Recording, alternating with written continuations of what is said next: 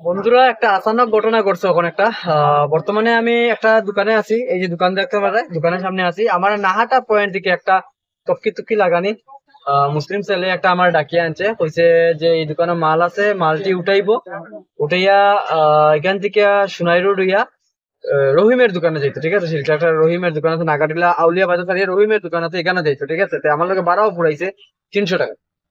তারপরে মালুর উঠাইছি, মালুর উঠানির পরে এ আমার কাছ থেকে 200 টাকা চেয়ে নিছে, ঠিক আছে? কই, দাদা আমি একটা বাজার করি, 200 টাকা ক্যাশ থাকলে আমার দেও। আমি তাহলে 200 টাকা দিলাম। দেওয়ার পর থেকে প্রায় প্রায় আধা ঘন্টা হয়ে গেছে, আমি ওখানে ওই দোকানেই বুয়াত। এই যে দোকানের কাকুরে জিজ্ঞেসি যে, কাকু তোমার টাকা দিছে নি? মালগুলা যে উঠাইছে তোমার টাকা দিছে নি? উঠিয়া কইছে না, টাকা দিছে না। আমি কইতে আমার থেকে 200 টাকা লইয়া গেল, টাকাও দিল না, মারি দিল নাকি তা আমার টাকা ওটা? জানি না, দাঁড়াও একটু সময় অপেক্ষা করি, যদি না আয়, আইলে তো বলা কথা, যদি না আয় তো 200 টাকা পার খাইলাম না নি? সারাদিন গাড়ি চালাইছি না, আর আজকে পাইলাম বিকাল বেলা আর 200 টাকা পার খাই দিলাম। তো বন্ধুরা, আমি বইতে বইতে আর 15 মিনিট বইলাম, বাজারটা ঘুরলাম, তাহলে পাইলাম না, মানে একটা টাউট সুতা।